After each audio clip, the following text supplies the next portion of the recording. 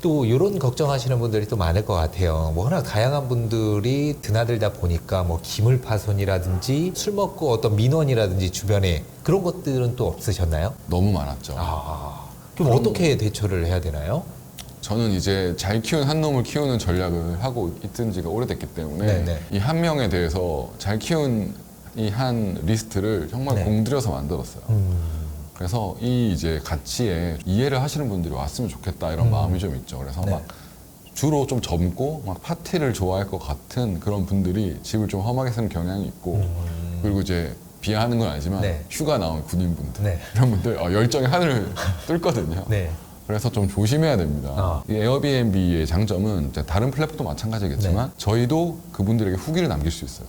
게스트분들한테. 그래서 이미 상대방들이 후기가 있는 경우들이 있어요. 아하. 네, 근데 후기에 만점을 받았다. 네. 이런 게 2개 이상 있다. 저는 그런 분들만 봤습니다. 만점 후기가 2개 이상 있는 분들을 받았을 때는 이분들도 관리를 하기 때문에 네. 매너를 좋게 해요. 그래서 좀 좋은 후기를 받으려고 하시고 네. 깔끔하게 쓰시려고 하십니다. 근데 후기가 하나도 없다. 근데 가입 연도도 그렇게 오래되지 않았다. 이런 것들은 불안하네요, 딱 봐도. 아이디를 버리고 새롭게 가입하셨다. 이런 확률이 굉장히 높죠. 맞습니다. 당근마켓도 똑같은 것 같아요. 똑같아요. 네. 그래서 이렇게 새로 가입한 분들보다는 네. 가입한 지도 좀 됐고 후기도 네. 좀 있고 네. 이런 에어비앤비의 문화를 좀 이해하시고 여기를 그냥 모텔처럼 네. 이용하는 게 아니라 누군가의 되게 정성이 깃든 공간이라는 걸 리스펙해 줄 수 있는 분들을 저도 좀 골라서 받는 편이에요. 네. 아까 후기가 정말 중요하다고 했었잖아요. 그러면은 본인만의 어떤 후기 잘 받을 수 있었던 어떤 팁 그런 게 좀 있을까요? 아까 말씀드렸다시피 네. 대화를 많이 거는 게 있고 우리 용쌤이 지금 같은 질문을 2번을 하는 걸로 봐서는 조금 더 내놔라 뭐 이렇게 하시는 것 같아서 네. 저 같은 경우에는 그 선물을 네. 좀 자주 써요. 어떤 선물을 그렇게 주나요? 뭐 예를 들어서 주말이라든지 네. 아니면 뭐 연말이라든지 이러면 같이 이제 가격 높아집니다. 네. 숙소 비용이. 그래서 꽤 큰 비용을 지불하고 오신 분들이기 때문에 네. 그 중에 뭐 5%뭐 이 정도 10% 떼서 제철 과일이라든지 아니면 뭐 와인이라든지 네. 한국 전통주라든지 그런 것들을 이렇게 선물로 줘요. 그러면 이제 선물이라고 써놔도 물어봅니다. 이거 혹시 나 주는 거야? 물어봅니다. 너 주는 거고 우리 집 와서 고마워 하면 일단 입장할 때부터 그 별게 아니죠. 5,000원, 15,000원 사이 선물이지만 이게 너무 즐겁잖아요. 그래서 이제 좀 그런 이제 뇌물을 좀 쓰는 편을 저는 좀 추구하는 편이고 아주 잘 먹힙니다. 어떤 동행 서비스 뭐 그런 것들도 가끔씩 해주거나 그런 거는 없어요? 그런 거는 이제 상호 네. 이제 합이 좀 맞아야 되는데요. 이분들이 이제 내가 너무 불안하다 체크인할 때 네. 그런 좀 뉘앙스를 보이거나 아니면 기간이 길어서 좀 심심할 것 같다. 네. 요런 거 있을 때 저도 좀 제안을 하는 편입니다. 그래서 근데 혼자 있고 싶거나 이미 약속이 가득 차 있는데 에어비앤비 호스트가 만나자 그러면 귀찮잖아요. 네. 근데 이제 그 뉘앙스가 이제 사람이기 때문에 서로 느껴져요. 네. 예를 들어서 내가 이제 시장을 갈 일이 있다.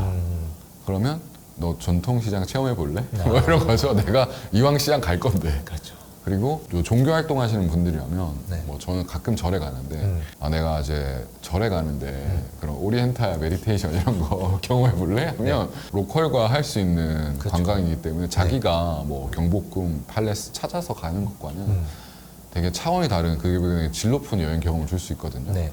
근데 저는 따로 시간을 낸 게 아니잖아요. 네. 제가 원래 하는 거잖아요. 그러니까 등산을 한다든지 서울에서 등산을 할 수가 있는 거를 외국 사람들이 굉장히 충격적으로 생각해요. 산이 있는 도시가 잘 없기 때문에. 네. 그래서 자신의 취미를 조금 더 이렇게 다른 시각으로 보면 네. 굉장히 독특한 게 많아요. 뭐 돌잔치 이런 거 한국밖에 없거든요. 그런데. 저는 이제 돌잔치에 한번 네. 꼭 가야 되는데 얘가 너무 심심하길래 어허. 혹시 돌잔치를 영어로 하기 굉장히 어렵더라고요. 네. 그래서 우리 어릴 때 애들이 빨리 죽어가지고 못 사는 나라였기 때문에 지금 이렇게 1년만 돼도 네. 굉장히 애니버서리를 하는 이런 이벤트가 있는데 한번 같이 가볼래 했더니 굉장히 이색적일 것 같다면서 같이 가자고 하더라고요. 네. 그래서 데려갔는데 돌잡이 하잖아요. 네. 그래서 그때 약간 집단 광기에 빠진단 말이에요, 사람들이. 그렇죠. 박수 치고 막 네. 실 잡고 예. 돈 잡고 하는데 그렇죠. 이런 거를 웨스턴에서 봤을 때는 네. 거의 우리가 굿을 보는 정도의 충격을 받아요. 네. 저게 뭐냐, 샤머니즘이냐, 네. 왜 사람들은 저 실을 잡는데 저렇게 좋아하고 네. 왜 저기 돈은 왜 있고 애가 왜 이러냐. 이게 마치 애들이 볼 때는 외국 친구들 보기에는 거의 그 월드컵 조추첨하는 문어를 보듯이 그걸 굉장히 네. 너무 신기하게 보고 매료됩니다. 아주. 그래서 우리의 일상이 그 친구들한테는 충격적인 굉장히 많아. 그래서 일상으로 초대하는 것도 네. 뭐 후기가 아니라 찬사를 받을 수 있죠. 아, 내가 재원의 집에 머물렀는데 네.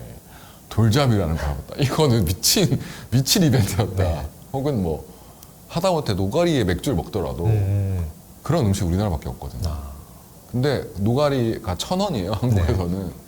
노가리 1,000원에 맥주 3,000원 이런데 이제 네. 완전 로컬 그런데 데려가면 영국이나 이런 친구에서 온 친구들은 그런 게 한 18,000원씩 한단 말이에요. 자기 나라에서는 피시앤칩스 같은 거. 네네. 근데 우리 노가리에 땅콩 주는데 1,000원이야. 미치는 거죠. 네. 야, 나 여기 살고 싶다.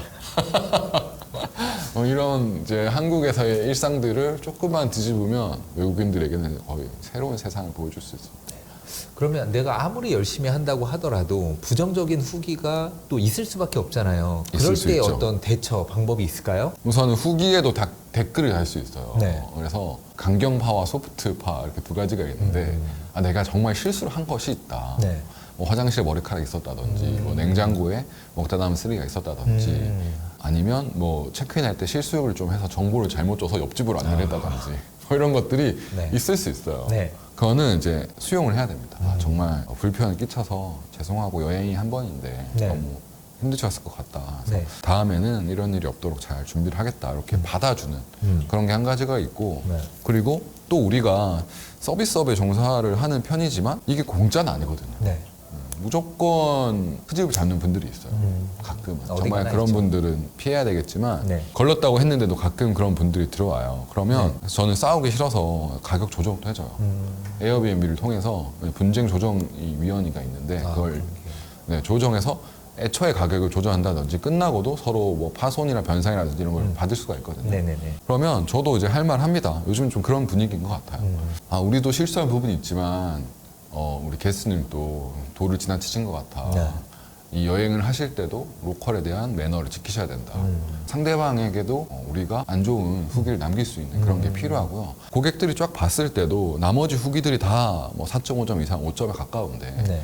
이분만 평점이 낮고 그 사람에 대한 댓글에 호스트도 잘못은 인정도 하지만 네. 너도 잘못대로 이렇게 남겨두면은 보는 사람들도 아, 이 사람이 좀 과했던 좀 별났던 손님이고 이렇게 느낌이 와요. 네. 그렇기 때문에 어느 정도 방어가 됩니다. 그래서 당하지만 마세요. 이제는 할 말을 하는 시대입니다. 네. 그 에어비앤비를 운영을 한다고 하면 청소, 청결이 정말 중요하잖아요. 직접 초반에는 청소를 다 하신 거예요? 아니면 청소업체에 맡기신 거예요? 진짜 제가 네. 아쉽게도 청소 감각이 떨어져요. 음. 그래서 당연히 처음에는 제가 열심히 했죠. 네. 그런데 열심히 한다고 했지만 제 눈에 안 보이는 것들이 있더라고요. 그래서 근데 이게 좀 늘어요. 네. 나중에는 비슷한 곳을 지적받다 오면 네. 아, 네, 여기를 집중적으로 해야 되는구나 해서 제가 하면 그래도 한 4.8점 정도는 맞을 수가 있어요. 네. 근데 그래도 5점이 잘 안 나오더라고요. 청소에 이제 또 고수분들을 나중에는 모시게 되더라고요. 그래서 뭐 매번 그분들이 해줄 수는 없지만 한 번 이렇게 꼼꼼하게 뭐 한 3번에 한 번 정도는 뭐 문틀, 창틀 이런 청소까지 맡기는 편이고 그리고 지금은 한 4번에 한 3번 정도는 요즘에는 청소 관리 이제 업체나 어플리케이션도 많기 때문에 네. 그분들을 통해서 하고요. 그래도 이제 집을 주인이 안 보면 안 되기 때문에 청소가 아니더라도 가서 뭐 기물 파손된 건 없는지 비품은 떨어진 게 없는지 구석에 뭔가 뭐 머리카락 같은 게 박힌 건 없는지 네. 이런 것들은 제가 보는 편이고 지금은 이제 좋은 이모님들을 많이 만나가지고 네. 전문가들과 함께 하고 있습니다. 그러면은 한번 그런 분들에게 청소를 의뢰할 때 일의 비용이 한 어느 정도 들어요? 그거는 서비스마다 좀 다른데요. 네. 뭐 3만 원에서 뭐 한 10만 원 사이라고 보시면 될 것 같습니다. 집의 사이즈, 그리고 청소 서비스, 예를 들면 뭐 간단한 기본 청소만 하는지 아니면 뭐 냉장고 청소를 하는지 화장실 청소를 하는지 창틀 청소를 하는지 뭐 빨래를 해주는지 이런 거에 따라서 계속 옵션이 붙어요. 그래도 집이 크면 뭐 10만 원도 안 되겠죠. 네. 2명이 와야 될 수도 있고. 네네. 그래서 그건 좀 천차만별인데 기본적으로는 그래도 집이 내가 그렇게 크지 않고 한 투룸 정도다라고 하시면 그래도 한 4만 원 정도는 생각하셔야 돼요. 지금 우리가 펜션이나 이런 호텔 갈 때 전기세나 수도를 안 내잖아요. 네. 그래서 막 전기도 엄청 쓰고 네. 또 수도도 엄청 쓰는 그런 네. 분들이 계신데 그렇게 해도 남아요? 아무래도 이제 뭐 누진세 이런 거 있기 때문에 네. 좀 겨울에는 조심을 해야 되고요. 그럼 난방비 때문에라도 네. 또 성수기이기도 하지만 겨울에 여름에 이럴 때는 숙박비가 좀 올라가는 편이죠. 그래서 그 숙박비는 뭐 매일매일 다르게도 설정할 수 있기 때문에 네. 이제 초보 호스트 분들은 이제 그런 것들을 모르고 하실 수가 있는데 한 1년을 해봤다 하시는 분들은 미리미리 언제 몰리고 언제 관리비가 많이 나오는지 알기 때문에 좀 네. 그거 업 시켜 놓는 편이고 네. 그리고 아까 제가 스킨십을 많이 하면 서로 후기가 좋아진다고 했잖아요. 네. 근데 사고도 좀 예방을 많이 하는 효과가 있어요. 그래서 아무래도 상대방이 인격체로 느껴지면은 네. 집도 좀 막 쓰지 않고 네. 나갈 때도 이렇게 전기도 좀 끄시고 보일러도 끄시고 이렇게 가는 경향이 많고 네. 그런 것들도 뭐 안내문이나 요즘에는 또 유튜브로도 집을 구석구석 이렇게 안내를 해서 링크를 드리기도 하는데 여러 가지 방법으로 좀 집을 잘 사용할 수 있게끔 그런 레이어를 준비하는 게 좋죠. 네. 요즘 에어비앤비도 경쟁이 정말 치열하잖아요. 그리고 강남이라든지 홍대에 많이 몰려 있기는 한데 그 외 지역에서 에어비앤비를 운영한다고 하더라도 수익을 얻을 수 있을까요? 네, 그럼요. 뭐 제가 지금 하는 곳도 사실 중심 관광지랑 네. 멀리 있는 네. 뭐 성북구에서 하고 있고요. 네. 그리고 코로나 이후로 조금 떨어져 있더라도 나만의 공간에서 휴식하고 싶다. 그런 영향이 좀 많고 그리고 혼술 문화, 그 혼족 뭐 이런 것들이 굉장히 많아지고 집 안에서 할 수 있는 액티비티, 그 아늑한 시간에 굉장히 사람들이 좋아하는 그런 취향들이 많이 생겼어요. 네네. 그래서 좋은 특색 있는 집에서 좀 집 안에서 네. 내가 즐기고 밖에 나가지 않고 좀 머무르면서 휴식하고 싶다는 니즈가 굉장히 많기 때문에 네. 꼭 주변에 메가한 관광지나 뭐 메가한 이런 곳들이 아니어도 충분히 메리트가 있고 네. 그리고 서울은 굉장히 이제 메트로가 잘 돼 있기 때문에 외국인들 입장에서 30분 정도 걸린다라고 했을 때 네. 그게 아 코앞이구나 이렇게 느끼는 경향이 많습니다. 아하. 한국처럼 땅이 작고 메트로가 잘 깔려 있는 경우가 잘 없기 때문에 네. 이게 한국 사람들한테는 뭐 제가 지금 성북구에서 운영하고 있다 보니까 중심지인 종로까지 한 30분 정도 걸린다 그러면 아 이게 좀 멀겠네 퇴근하고 가기 힘들겠네라고 네. 생각하지만 30분이면 외국 사람들은 마트도 30분 걸려서 가거든요. 네, 코앞이라고 생각합니다. 그런 거는 너무 걱정 안 하셔도 될 거예요. 서울이라면 거의 문제가 없다고 보시면 되고 네. 지역이어도 제가 아까 말한 것처럼 좀 내가 이 공간을 좀 아늑하게 즐기고 안에서 즐길 수 있는 콘텐츠가 확실하다고 했을 때는 네. 굉장히 노려볼 만한 매력 포인트라고 생각합니다. 지금 대표님 같은 경우에는 외국인들만 상대로 에어비앤비를 하시나요? 아니면 국내에 있는 분들도 같이 받으시나요? 저는 이제 섞여 있는 편이고요. 국내에 있는 분들은 또 촬영 대관도 많은 편이고 네. 국내에서 또 손님들을 받을 수 있는 그런 시행법들이 있어요. 네. 숙박 일수 중에 3분의 1 정도를 외국인이 아니라 한국 사람을 받을 수 있는. 네.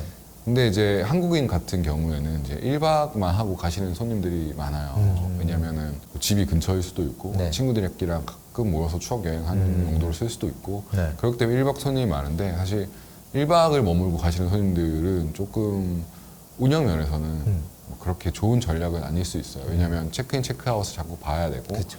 청소에 대한 청소가. 로스도 많이 생기고 근데 외국인분들 같은 경우에는 뭐 짧아도 2박 3일 웬만하면 3박 4일로 머물고 가시기 때문에 네.